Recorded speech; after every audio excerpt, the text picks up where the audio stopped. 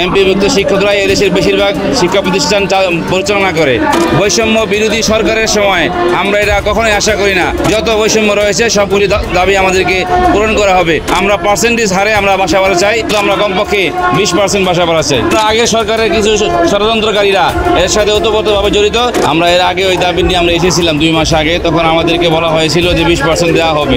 সেই প্রেক্ষিতে আমরা চলে গিয়েছি, কিন্তু তারা অনেক চিঠি চালাচালি করেছে, অনেক হিসাব নিয়েছে, বারে বারে আমাদেরকে দেখিয়েছে যে দেওয়া হবে, কিন্তু আসলে দেওয়ার নামে তারা আমাদের সাথে ষড়যন্ত্র করতেছে।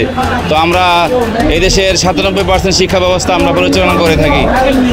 এমপিভুক্ত শিক্ষকরা এদেশের বেশিরভাগ শিক্ষা প্রতিষ্ঠান পরিচালনা করে এবং তাদের রেজাল্টও ভালো।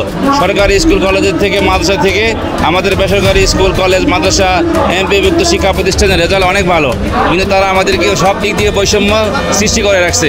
এই বৈষম্য বিরোধী সরকারের সময় আমরা এটা কখনোই আশা করি না।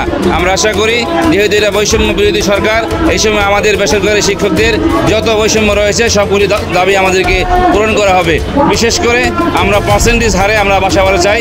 আপাতত আমরা কমপক্ষে 20% বাসা ভাড়া চাই। তাই মনে করি আমরা আগে সরকারের কিছু ষড়যন্ত্রকারীরা এর সাথে ওতপ্রোতভাবে জড়িত, যেন এই দাবি পূরণ না হয়, যাতে শিক্ষকরা সরকারের বিরুদ্ধে চলে যায়। এই জন্য তারা সূক্ষ্মভাবে এটা বিরোধিতা করতেছে, যাতে কোনোভাবে এই দাবিটা পূরণ না হয়। তারা ভিতর থেকে ষড়যন্ত্র করতেছে, কিন্তু এই সরকারের আমাদের মন্ত্রীরা উপদেষ্টা এটা বুঝতে পারতেছে না।